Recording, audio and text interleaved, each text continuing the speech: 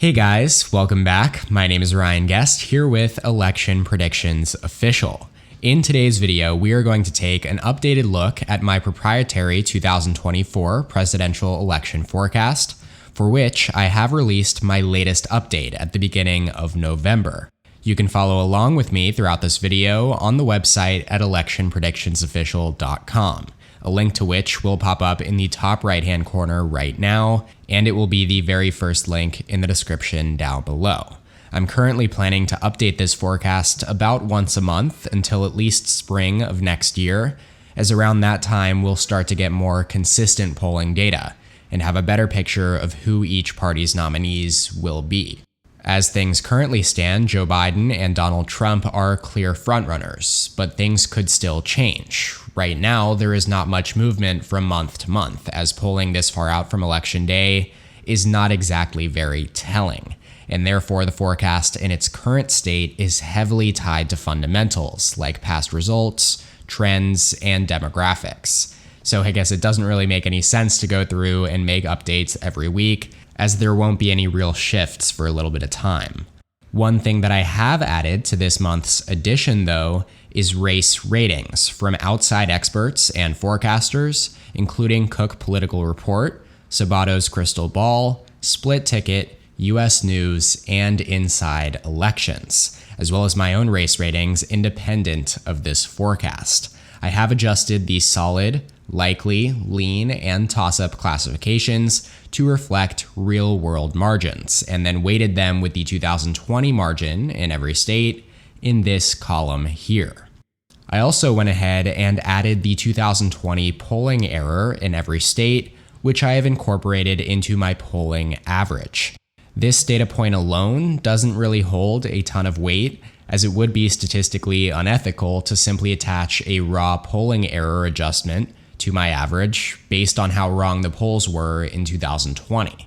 We obviously can't just assume that Trump will outperform his projected margin in Wisconsin by exactly 7.6%, again, like he did in 2020. But we should certainly keep polling errors in mind, especially as polling in some states has been worse than in others in recent years, many of which have underestimated Trump in both 2016 and 2020. So even just a slight pro-R boost helps to account for that, at the very least. There were also quite a few new polls added to this forecast over the month of October, both at the state level and nationally. Trump has maintained his head-to-head national polling average according to many trackers, but as I've said before, this far out from Election Day, my forecast is heavily weighted with priors. That is, we have seen a consistent trend in recent years, where incumbent presidents poll very early around this time ahead of their re-election campaign, before gaining several points by Election Day. For example, at this point back in 2011, Barack Obama was polling just under a point ahead of Mitt Romney head-to-head, but ended up winning the popular vote by 4 points. Likewise, in 2019, Trump trailed Biden at that point by almost 12% nationally in September, but ended up losing by just 4.5 points. This trend is likely due to people's tendency to express disapproval of a president or displeasure with the state of the country before ultimately making an actual choice between the two given candidates or the two options they are presented with as they get closer to Election Day, or even when they head into the ballot box. We know that Joe Biden is historically unpopular, but we also know that former President Donald Trump, who is currently the clear frontrunner to win the Republican nomination, is looked on unfavorably by large segments of the electorate and lost in 2020 against Biden. So, come Election Day, the sitting incumbent Democrat would likely benefit from voters having to make a choice, yet again, between the two. And all of these factors have led to Biden's national popular vote advantage in my forecast being just over 2%, which, to be clear, would be a disastrous performance for Biden and Democrats, as given the pro-Republican bias of the Electoral College, Biden would likely need to win the national popular vote by at least 3 points to narrowly secure 270 electoral votes. If you want to see what a 2024 electoral map would look like if Trump actually does win the popular vote by about a point, as he is in polling right now, you can check out a video that will pop up in the top right-hand corner where I do exactly that. I analyze the election map based on that polling average. Overall, though, you can see that most states' projections are more Republican than in 2020, though most are within just a couple points, as once again, the current forecast takes into account the 2020 margin quite a bit. I do anticipate that by fall of next year, we will start to see some larger shifts in either direction in states as we start to analyze their outcomes more independently, I guess, of historical factors and place more of an emphasis on individual race polling. Okay, now we can take a look back at the forecasting website. The first change you will see is that the electoral count projection has narrowed from 291 to 247 down to 272 to 266 in favor of the Republican nominee. That's because the state of Pennsylvania has flipped from tilt Republican to tilt Democrat.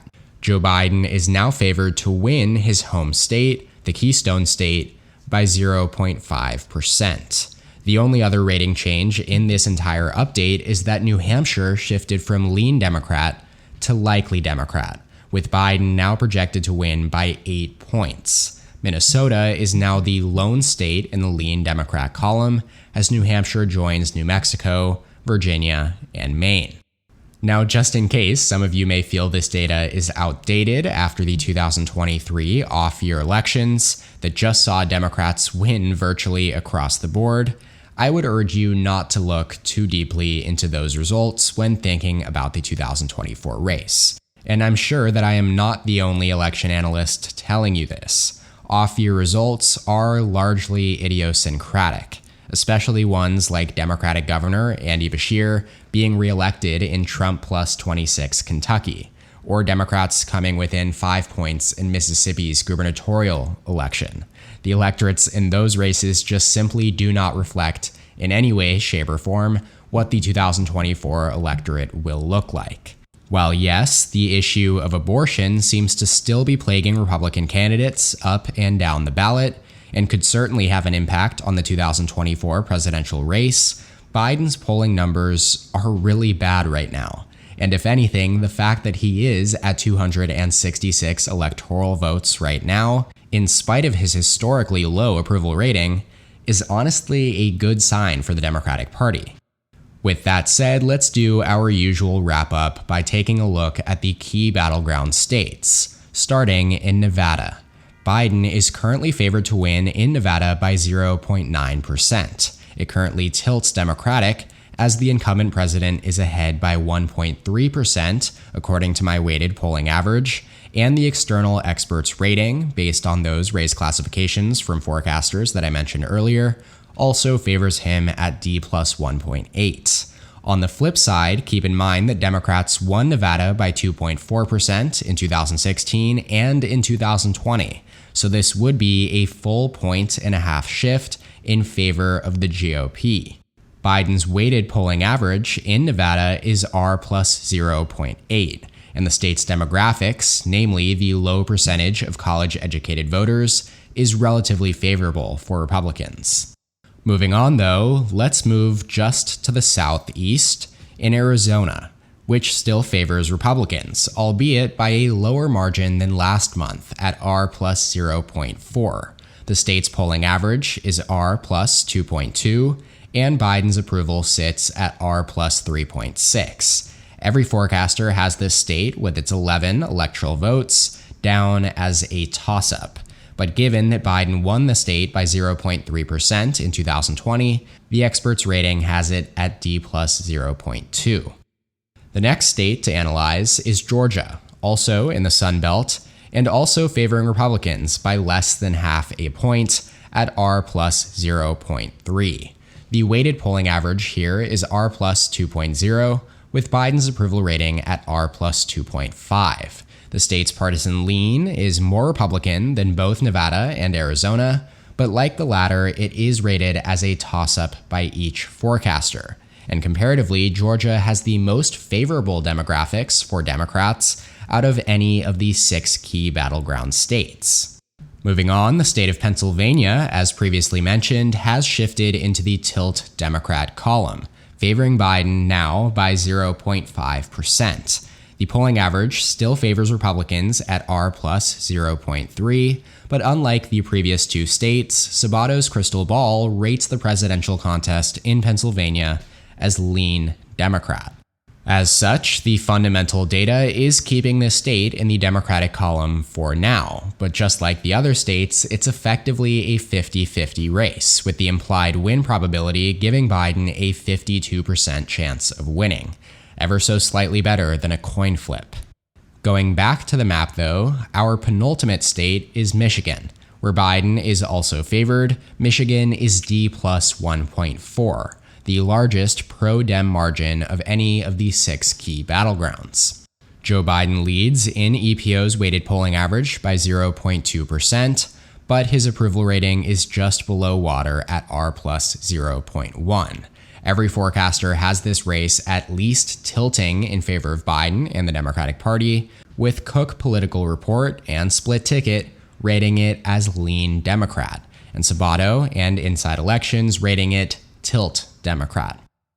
And now finally, the state of Wisconsin is the most pro-Republican of these states at R plus 0.9.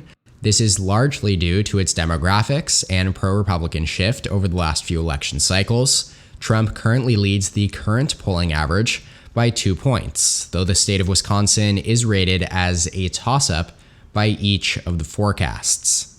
That will be all though for today's video and this updated forecast analysis. Make sure to subscribe to my channel down below and feel free to like the video while you're down there as well. Make sure to check out my forecast at electionpredictionsofficial.com.